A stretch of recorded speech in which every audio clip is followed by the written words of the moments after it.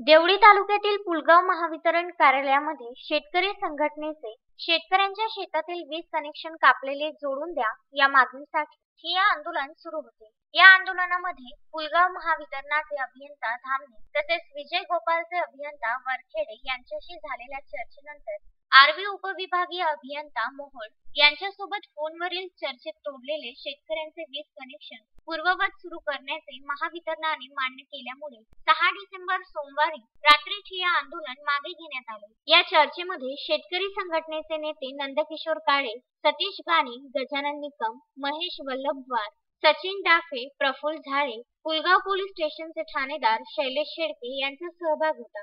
2 दिवसात सर्व शेतकऱ्यांचे कापलेले वीज कनेक्शन पूर्ववत सुरू होईल असे आश्वासन आंदोलनकर्त्यांना देण्यात आल्याने सध्या ठिय्या आंदोलन मागे घेण्यात आले असून शेतकरी संघटनेने केलेल्या ठिय्या आंदोलनामुळे शेतकऱ्यांना मोठा दिलासा मिळाला आहे।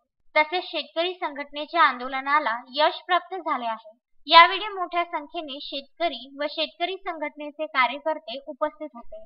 अश्विन शहा, विदर्भ न्यूज, पुलगाव।